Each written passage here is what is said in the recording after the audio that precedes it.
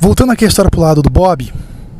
Então o Bob, ele acorda e ele tá vendo como se fosse uma visão por cima. Ele vê uma espécie de animal dentro de um monte de rede com um monte de derma. A derma seria uma espécie de anestesia que é colocado como se fosse uma espécie de band-aids. Só que não é band-aid, ele é muito maior que band-aid, e você coloca numa região do seu corpo e tira a sua dor. E essas redes são uma espécie para manter as feridas fechadas, certo? Então ele vê uma rede num animal preso por redes com um monte de derma. E ele fica olhando essa situação e um cara arrumando e mexendo nesse animal. Aí ele percebe que esse animal é ele. E aí vai, de repente ele tem um retrocesso e entra no corpo dele.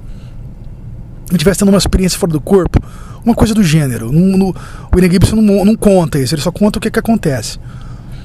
E aí ele acorda, e aí o que achou seria um médico, fala, ó, eu fui contratado aqui pra cuidar dos seus ferimentos e tal. E aí vem aquelas duas moças que ele viu, que era dos projetos que ele viu no Bar Arcade, e elas contam, esse homem aqui é um veterinário, mas ele é muito eficaz e foi contratado para manter você vivo e para reconstruir o seu corpo com a tecnologia do SPRO.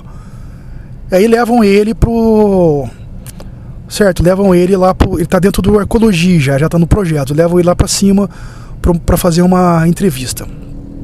E aí aparece, nessa entrevista que ele ia fazer, aparece o Two-A-Day, o 2 por dia, junto com dois caras, né, com dois homens bem grandes, negros, que é o Lucas e o Belvoir. Então o Two-A-Day, na hora que vê ele, começa a tirar sarro. Ah, você é um hot dogger, chama de Wilson, você é um Wilson. Wilson, na terminologia do SPRO, seria aquele cara muito amador, que geralmente ou é preso ou morto por um black ice. Eu chamo de Wilson. O hot dogger fala, você é um Wilson. Aí o Lucas pega e leva o Two-A-Day, chama a atenção do Two-A-Day, tira o Two-A-Day dali, e fica só o Belvoir para conversar com ele. E esse Belvoir começa a conversar com ele e falar, olha, começa a contar para ele o que acontece, olha. O que acontece é o seguinte, e não fala que é o Bob, mas porém é o Bob. O que acontece é o seguinte, vamos supor que tem um cara e ele compra uma peça. Ele compra uma peça para entrar, que essa peça é um icebreaker. Só que esse cara, ele não conhece a origem dessa peça, ele não sabe se a peça vai funcionar. Então o que ele faz? Ele contrata uma espécie de intermediário, que é o Two-A-Day. E esse intermediário não é bobo de usar isso nele. E um cowboy de console também não é bobo de usar isso nele, porque não sabe a origem da peça. Então o que ele vai contratar? Um hot dogger, um Wilson, para usar essa peça nele. E você é o Wilson. Aí o Bob entendeu, não, eu não falo você, eu sou o Wilson. Aí o Belvoir fala, é isso aí, você entendeu. E aí começa a contar pro Bob que, na verdade, quem tá por trás das peças são eles, o Belvoir e o Lucas, que arrumaram pro Two-A-Day pra testar essa peça. E o Two-A-Day testou essa peça, e que na verdade tinha outras pessoas por trás dessa própria peça. E aí o Bob começa a entender também uma coisa, que ele também não é tão bobo, que o Belvoir até tira o chapéu pra ele nesse sentido. Ele fala, se eu sou tão inútil, vocês não teriam pagado uma reconstrução do meu corpo, então eu valho alguma coisa. Eu quero saber por quê.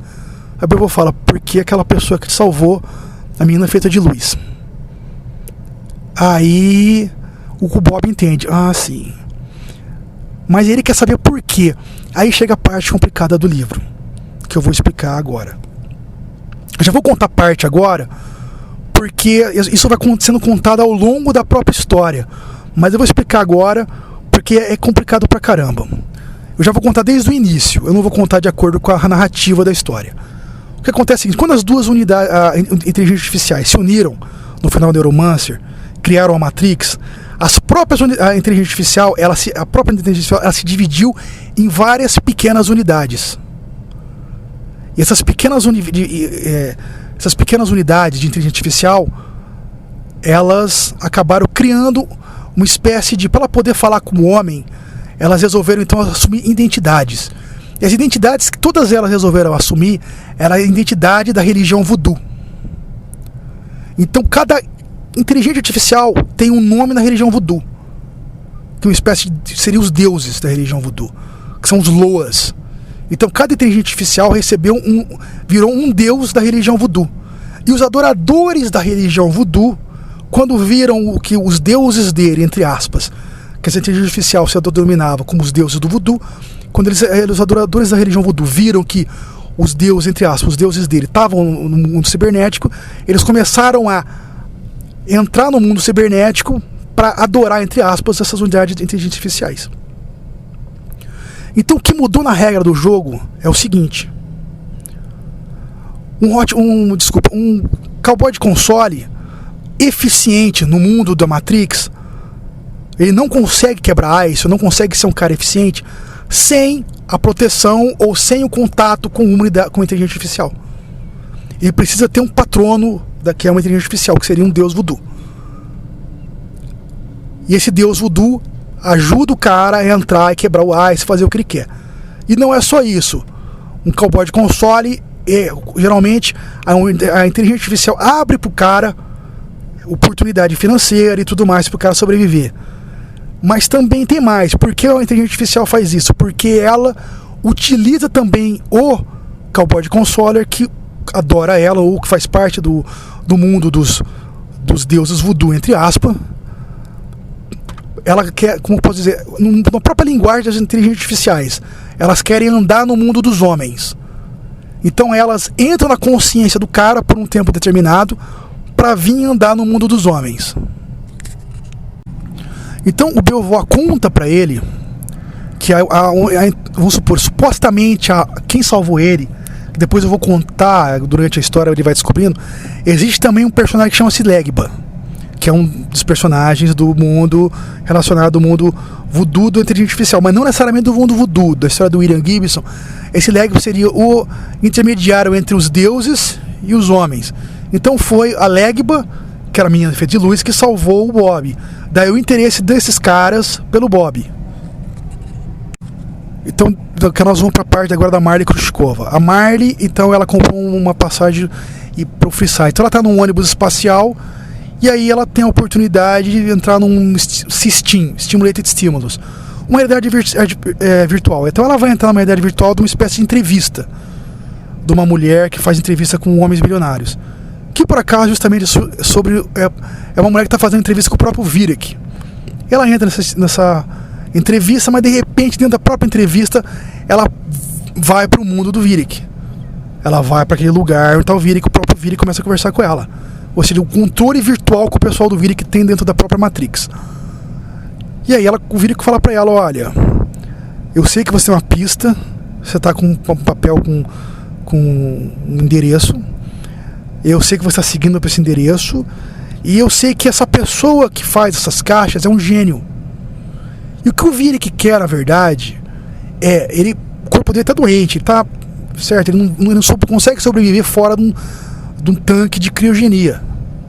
Ele não pode ser acordado. O que ele quer é transferir a consciência dele para o mundo digital, e para o mundo digital ele conseguir transferir a consciência dele para corpos, como se fosse uma inteligência artificial. Ele quer virar uma inteligência artificial e virar imortal. O que a Marley fica horrorizada. Ela acha que o Vírek é louco. Ela começa a pensar: esse cara é louco. Aí nisso ela sai do Sistine e aí de repente ela para numa espécie de ponte aérea espacial. É um local, antes de ela irem pro Freeside, pararam num local espécie de estação espacial que vai antes de chegar no Freeside. E quando ela chega nesse local, ela quer sair dali o mais rápido possível, porque ela sabe que ela não vai conseguir chegar nesse lugar sem o pessoal do Vírek ir atrás dela. O que ela faz? Ela começa a andar por ali e ela encontra três pilotos mulheres que estão conversando. Aí ela vai e oferece para uma, que é uma pilota de um cargueiro, todo o resto do Neo Ienes e dá as coordenadas que ela tirou do bolso do Alan, que a mulher do cargueiro a piloto do cargueiro vai levar ela para esse local. Agora nós vamos para a parte da extração do Mitchell, que foi uma coisa de louco. O Turner estava paranoico porque ele achava que um dos agentes era um infiltrado do Conroy para ficar olhando para ele. Então quando tá vindo já numa madrugada, tá saindo da base Canyon lá, do Canyon, tá saindo o avião planador do Mitchell, chega o jato da inteligência artificial que faz uma manobra que um piloto humano teria morrido.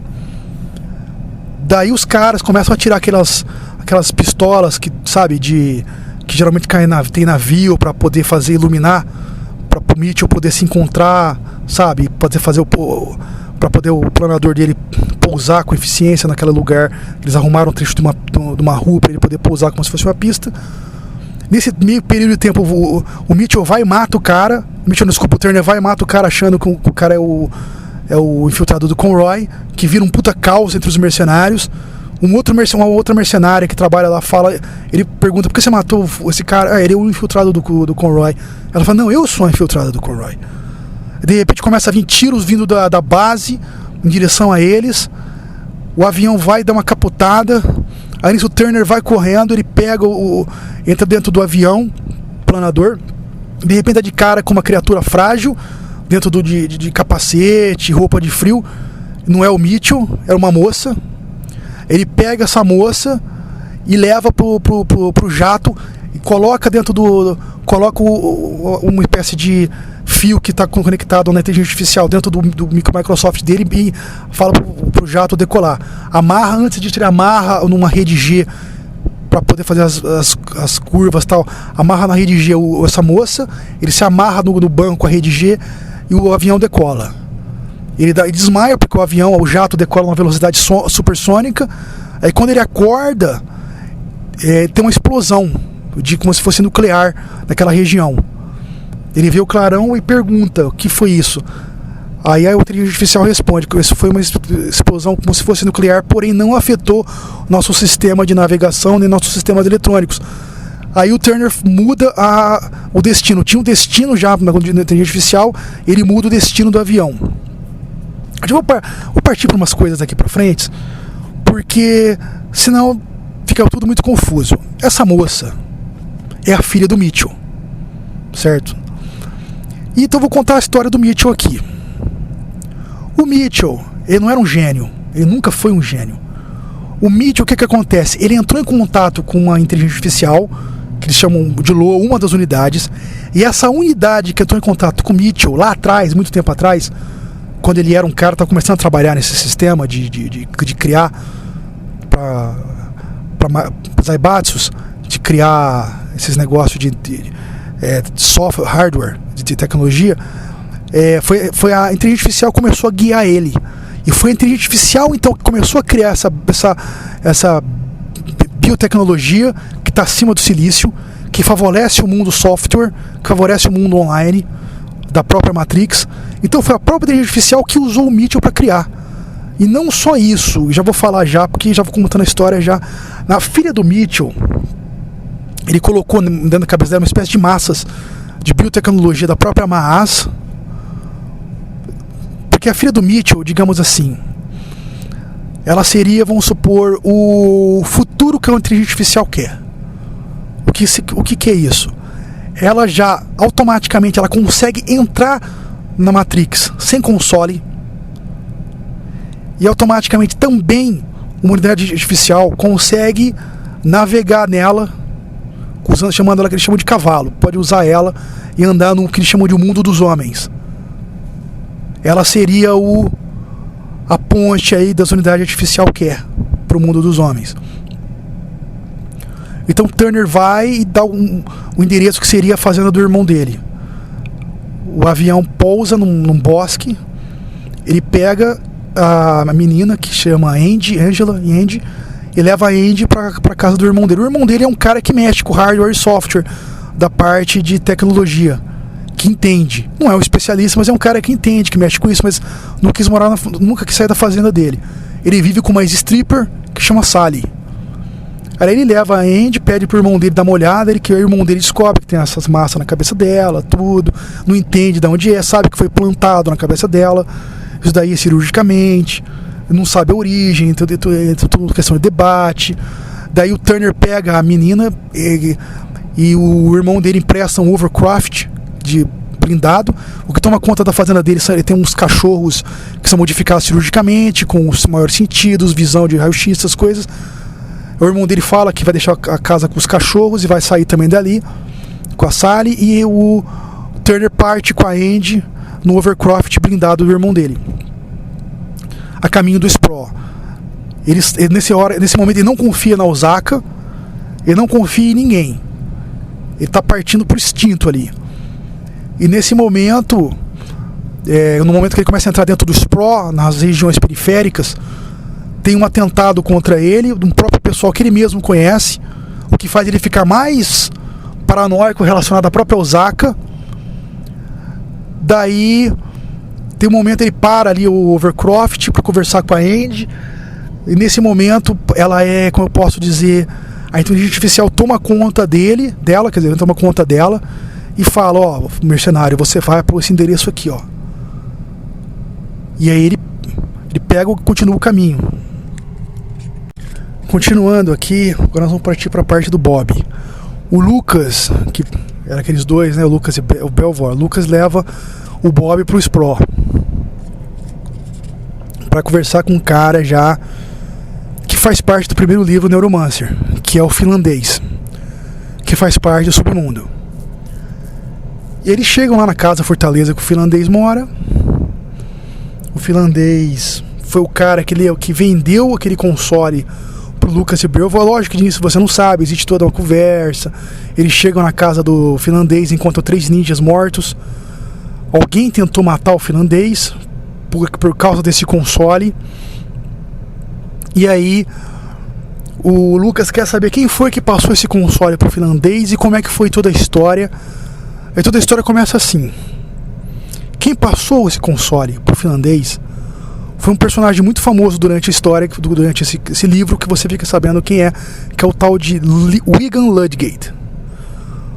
Wigan Ludgate, já nesse momento, espécie de é uma lenda. Ele foi um cowboy de console que no começo da vida dele, de cowboy de console, ele descobriu que países da África compravam silício a preço exorbitante.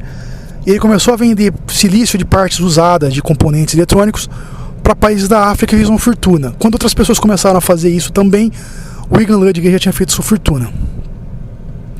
Daí o finlandês, que tinha muito contato com o Wigan, que vendia peças e comprava peças do Wigan, que fazia negócio com ele, ficou um tempão sem ver o Wigan, até depois de muito tempo ele encontrar o Wigan, que usando vários rosários, um monte de coisa, e ele começa a falar pro finlandês que ele encontrou o Deus, entre aspas, né, na Matrix, dentro do espaço digital. E depois ele começa a falar pro finlandês que existe muita estática aqui embaixo, no poço que ele chama de poço da gravidade. Então ele quer subir do poço da gravidade para poder ouvir a voz de Deus. Ele diz que encontrar a voz de Deus nos espaços vazios da Matrix. Aí ele vai embora do poço da gravidade. Então ele mora em algum lugar em órbita, em alguma das estações que ficam em órbita. O finlandês não sabe o local que o Wigan mora. Porém, o Wigan começa a mandar também para ele peças e começa a mandar de vez em quando aquelas caixas que o Virik tá atrás. E no início o finlandês achava que ninguém ia comprar, até um agente do finlandês falando: os ricos gostam dessas peças aí, vamos vender. E ele começa a vender essas caixas que o Wigan manda. Então quem fazia as peças, entre aspas, você descobre nesse momento que é o Wigan Ludgate, que é o cara que mandava pro finlandês. O finlandês mandou um console e pediu pro finlandês testar. O finlandês fala pro Lucas: olha, quando eu dei esse console pra você não tinha garantia, eu falei pra você testar também. Aí o Lucas pede pro Bob contar a história dele pro finlandês, o Bob conta a história dele pro finlandês. O finlandês se interessa principalmente na parte que tentaram explodir o apartamento da mãe dele. Que explodiram. O finlandês entende que estão atrás dele. O finlandês sabe que não é o pessoal do Lucas e do Belvoir, não é o pessoal dos projetos, não é o pessoal envolvido com o Voodoo. Depois o Wigan começa... Depois o finlandês começa um debate com o Lucas sobre como é que era o sistema do cyberspace antes, que o ciberespaço não era Matrix, que os cowboys de console não precisavam das inteligências artificiais, onde precisam, que antes desse sistema ficar desse jeito, esse sistema começou a ficar desse jeito quando um ex-militar mais paranoico que o próprio Wigan contratou um cowboy de console perdido em Shiba City e uma samurai de rua. Aí todo esse sistema mudou e virou a Matrix. O que ele não gosta, o que muitos cowboys de console não gostam, porque mudou as regras do jogo. Depois disso, o Lucas então leva o Bob e uma daquelas moças que tinha encontrado o Bob no Barricade, que se chama Jack. Ele leva os dois por um tal de Jammer, uma boate que chama Jammers. Aí vamos voltar agora para a parte da Marley. A Marley, então, ela é deixada numa pequena estação espacial. Ela entra em contato com um cara e ela tá desesperada tentando falar com esse cara, dizendo que o pessoal do Virik vai atrás. Aí ela dá de cara com um velho louco nesse local, que por acaso é o Wigan, que ela começa a conversar, dizer, olha, o Virik tá atrás do fazedor de caixas, o homem que faz essas caixas, porque ela diz que esse cara é um gênio. Aí o Wigan dá risada da cara dela. Quem faz as caixas é a mão de Deus, minha filha. Você tá louca. É os dedos de Deus que fazem as caixas. E aí esse Wigan mora com um ajudante que tira ela dali, que ele vê que ela tá apavorada com ele. Começa a fazer um tour pela estação, né, por uma estação pequena. Na verdade, essa estação é uma parte do antigo Freeside, que onde fazia parte de contabilidade do Freeside. E aí ele leva ela para uma espécie, fazendo um tour, ele começa a levar ela para um local que tem um autômato, que sem núcleo central. Esse autômato só tem braços, certo? Braços e mãos, dedos. E esse autômato que faz as caixas. O autômato é o fazedor de caixas, que ela assusta na hora. Esse é o fazedor de caixas. Aí o próprio ajudante do Wigan fala, nem eu sei como que funciona. Porque você vê que não tem um núcleo central de inteligência. E ele que faz as caixas. E aí ele faz o tempo todo, tá fazendo caixas. Ele é soldado nas paredes desse local que sobrou do Freeside e vai fazendo as caixas. E aí ele fala, olha, é aqui que o Wigan vem ouvir a voz de Deus. É um local que tem bastante eco. Aí nesse momento, um dos televisores ali da região aparece a imagem do Virik. E o Virik fala pra ela, ó, então você achou o lugar que eu tô procurando. Essas então são as coordenadas que você tava, né, procurando. Então eu achei. E aí que tá o fazedor de caixa. Ele fala, ó, eu comprei esse local. E meu pessoal tá chegando. Você pede pra quem tá aí abrir as comportas pra mim, senão eu vou forçar a entrar. Meu pessoal vai forçar a entrada. E aí o ajudante vai entrar em contato com ele e ela fica sozinha naquele lugar. Então ela tira uma jaqueta, uma espécie de jaqueta espacial que ela estava usando, que aí esse autômato pega a jaqueta dela e começa a fazer uma caixa com a jaqueta dela. Ela se desonrada e de repente ela começa a ouvir uma voz vindo dos cantos mais isolados ali da região. E aí essa voz começa a conversar com ela, que é uma inteligência artificial. Aí ele começa a contar a história, que ele era duas, que virou uma só, unidade de inteligência artificial, que depois ela se dividiu em várias partes, mas ali estava a parte central da inteligência artificial. As que foram para o mundo dos homens eram as menores inteligências artificiais. A principal ficou ali dentro daquela região que fazia as caixas. Aí ela conta para essa unidade de inteligência artificial que o Virik tá querendo acordar, e ele fala, eu sei o que o Virik quer, e ainda que ele conseguisse o que quer, ele ia ser menor que as menores das minhas unidades. Jammers é uma boate, agora nós vamos parte do Bob de novo. O Jammers é uma boate que fica no último andar de um prédio, que fica na zona central do Sprawl. Lá, o dono chama-se Jammer, que era um antigo cowboy de console.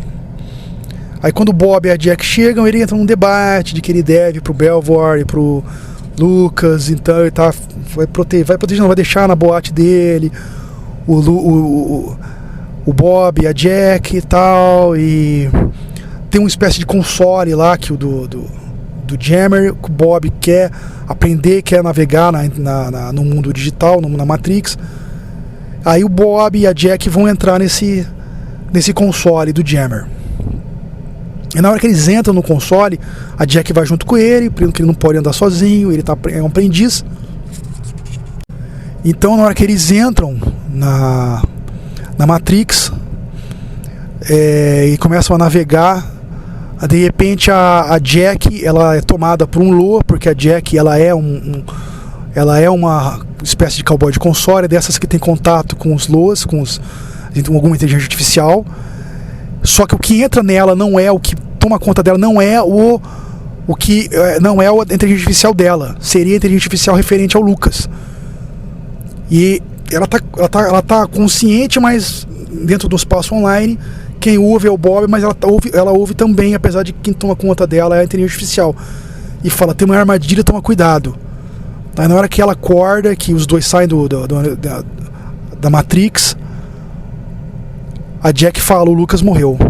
Os dois não entendem, porque o Bob é um iniciante, é um hot dogger, e o Jammer, ele é um cowboy de console dos antigos, ele não conhece a terminologia e esse mundo, não faz parte desse mundo.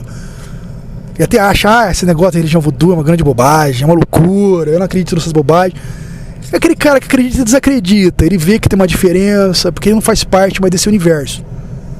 Os dois não sabem, os dois ficam sem entender, o Bob meio acredita, não acredita, também o Jammer, né? Depois começa duas gangues rivais, que inclusive o Bob conhece, que faz parte do mundo dele, lá do Barryton, que é os Gothic e os Casual. Os Gothic e os Casual começam a cercar esse prédio para não deixar ninguém sair. Os moradores desse prédio começam a evacuar o prédio, começam a deixar o prédio. Aí eles veem que tem uma armadilha, começam a se assustar. Nisso o Belvoir dá um jeito de entrar ali, e até para proteger ele, confere, realmente o Lucas morreu. O carro dele foi explodido por um míssil, atingiu o carro do Lucas. Ele vai lá para proteger eles. Aí nisso eles fazem um plano pro Jammer entrar em contrato, porque o Jammer, como cowboy de console antigo, a máfia japonesa deve um favor pro Jammer, porque ele tinha feito um serviço e nunca cobrou. E seria pra máfia vir e tentar liberar o local para eles saírem. Aí nisso o Jammer tem um momento de desespero ali, ele abre a porta, leva um tiro na mão, perde a mão dele. E aí quem vai fazer essa cobrança pra máfia japonesa é o próprio Bob. Aí o Bob vai entrar no espaço digital para fazer a cobrança para a máfia japonesa junto com a Jack.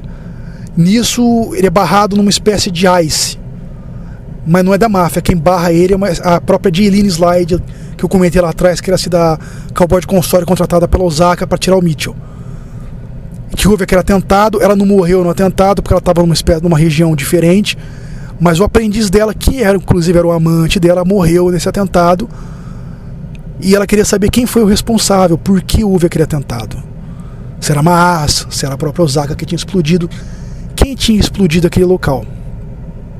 Aí o Bob conta toda a história dele, ela pegou o Bob, porque o Bob anda nos círculos suspeitos de um pessoal que mora no projeto, envolvido com o voodoo. Aí o Bob conta toda a história dele pra ela, e ela libera o Bob. Aí quando o Bob acorda, né, a Jack já tá lá acordada, e ele dá de cara com o Turner, com o grandão, e a moça Andy. Aí na hora que a Jack vê a Andy, ela fala: essa é a Virgem dos Milagres. Que na verdade o pessoal do voodoo ali, o pessoal que tem contato com a inteligência artificial, sabe quem é a Andy, porque a Andy, ela entra no mundo digital, que ela que é o Legba, ela que é a representante, a ligação entre os Loas, a inteligência artificial, e as pessoas que têm contato, que tem mais conexão.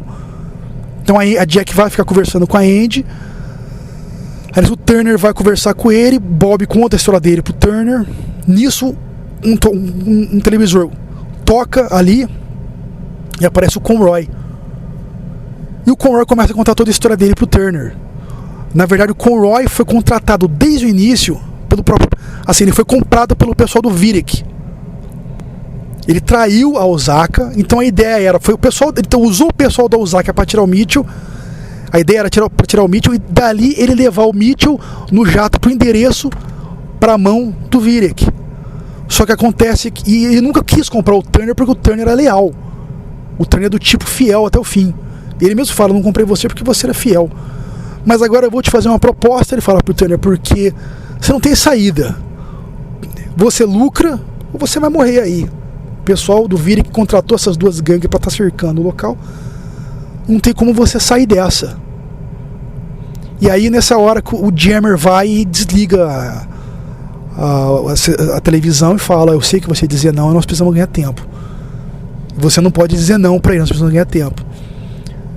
Aí o Turner conversando com o Belvoir ali e com o Jammer, eles decidem então mandar o Bob para não entrar mais em contato com a máfia japonesa, mas com a Jaylene Slide, tendo em vista que ela é uma cowboy de console, e contar pra ela então que quem estava por trás de tudo aquele atentado que aconteceu ali foi o Conroy, porque ele era o traidor. Então era o Conroy que estava por trás daquela explosão, que era o próprio pessoal do Vidic. Era o pessoal do Conroy que não queria que a situação ninguém soubesse o que estava acontecendo, e que ele estava por trás de toda a situação. Então, na verdade, estava tendo uma guerra já meio oculta entre a Mahazi e a Osaka, mas quem estava por trás dessa guerra oculta era o próprio pessoal do Virik, que estava colocando um contra o outro para poder ir atrás do Mitchell e do Wigan Ludgate, supondo que o Mitchell e o Wigan Ludgate iam dar imortalidade pro Virik. O que, na final, não tinha nada disso. Então, o Bob vai entrar em contato então com a Jayleen. Então, quando o Bob vai com a Jack para entrar em contato com essa Jayleen Slide. Só que acontece uma coisa. Antes de ele entrar em contato com a Jayleen Slide, ele entra numa espécie de ice de novo, de black ice. Só que ele não morre, mas a Jack morre numa espécie de black ice. E quando ele acorda, né, dentro do espaço digital, ele está dentro naquela dia perfeito, com o céu perfeito, em frente àquela igreja gótica em Barcelona, com o Virik sentado. E quando o Virik dá de cara com o Bob, ele pergunta... O Bob viu que a Jack morreu com black ice e fala: poxa, você matou a minha amiga. Aí o Virik: não, eu não matei sua amiga, eu vi um incidente aqui e você entrou no meu black ice. Aí ele entra em contato com o pessoal dele e o pessoal fala: ó, tá tendo anomalias dentro da Matrix. Aí o pessoal do Virik fala: olha, aconselhamos o senhor a sair da Matrix e ficar dormindo na sua unidade criogênica, porque tá tendo uma anomalia. O Virik descarta: não, de maneira nenhuma eu vou sair da minha fortaleza online aqui, vou ficar aqui. Ele fala: ó, entrou um moleque aqui, não sei como, é pra pagar ele. Aí o Bob, nesse momento, fala: você não pode tratar as pessoas assim, você matou a Jack, você não pode tratar as pessoas dessa maneira. Eu vi que nem se importa, tipo, tira esse moleque aqui do meu sistema online aqui, que tá me incomodando, como se fosse uma mosca. Só que aí o Bob sabe que ele já sabe que ele não tá sozinho, e ele fala: pode vir. E quando ele fala pode vir, quem toma conta do Bob seria o representante do deus da guerra da religião voodoo, que é a inteligência artificial que se autodenomina o deus da guerra. Que na hora que o Virik quando ele dá de cara com essa unidade de inteligência artificial, ele já se assusta e fala: você matou o cavalo do meu primo. E nessa hora ele já destrói destrói o construto do espaço digital do Virik. E quando o Bob acorda, ele viu que a Jack tá morta. E aí ele vai entrar de novo para entrar em contato com a Jayleen Slide. Ele entra em contato, de alguma maneira ele consegue quebrar o ice, porque tem um ice protegendo a Jayleen Slide. Ele entra no espaço digital dela, que é um espaço digital referente a Los Angeles, é onde ela faz entrevistas digitais. Ela toma a figura de um desenho no espaço online dela. E aí o Bob conta: o Turner pediu pra mim te avisar que foi o Conroy que traiu, e conta toda a história pra ela, na visão do Turner, que a Jayleen vai, nesse momento, ela descobre a localização do Conroy e mata o Conroy. Aí o Bob acorda, aí nesse momento... Então, pra finalizar, aparece de repente a parte da Marley. Ela recebe um telefonema do televisor, que é um dos agentes do Virik, que fala: ó, o Virik morreu, você não trabalha mais pro Virik, seu contrato está finalizado, pelo seu serviço você recupera seu dinheiro no banco tal, lá em Paris, da agência, e você não trabalha mais para a corporação. E como o Virik morreu, todos os interesses do Virik vão ser suspensos para a diretoria tomar conta agora do que vai ser feito, né, com os negócios. Então, voltando agora para a parte do Bob, quando ele acorda, então, o Belvoir parabeniza ele, fala: você merece o seu nick, Count Zero, né? Count Zero seria Conde, e 0 seria da contagem 9, 10, até você chegar no 1, 0. Foi esse o nome, a denominação que ele utilizou, o Conde 0. Então o Belvoir parabeniza: você merece o seu nick, Count Zero, você quebrou o ice para chegar a Jayleen. Aí ele chama a Andy para ir morar com ele nos projetos, com o pessoal dos projetos. Fala: ó, o pessoal do Voodoo vai tomar conta de você, o pessoal dos projetos vai tomar conta de você, lá você vai ser bem tratada. O Turner fala pra ela que ela quer ficar com o Turner, mas o Turner fala: não, você vai ser bem cuidada lá, você vai ser zelada por esse pessoal. E o Belvoir chama o Bob pra ir com eles. Nisso aparece uma entrevista na televisão, a mãe do Bob sendo entrevistada, assustada com a explosão. O Bob vê que a mãe dele tá viva, mas ele não volta pra casa. O Bob vai também morar com o pessoal nos projetos, junto com a Andy e com o Belvoir. Aí depois a história vai ser contada, tipo, anos depois. Começa primeiro contando a história do Turner, ele casa com a Sally, com a ex-stripper. O Rudy, ele morreu quando o pessoal do Conroy matou o Rudy, o irmão dele. Então ele mora na fazenda com a Sally, a ex-stripper. Ele tem uma criança lá, um filho. Depois vai mostrar a história, né, do... A Andy, ela vira uma atriz muito famosa, de Sistine, da realidade virtual. O Bob vai ser o amante dela, o protetor, o segurança. Ele sempre carrega um console com ele. E numa tarde, depois de um show dos dois, eles iam visitar uma galeria famosa em Paris que pertencia a uma tal de Marley Khrushcheva. E a história do livro termina aqui. Então, pessoal, olha, eu termino aqui o livro Count Zero. Eu vou partir para o próximo, que é Mona Lisa Overdrive, para finalizar a trilogia do Spro. Ok? Valeu, quem está curtindo, dá um like. Ok? Abraços.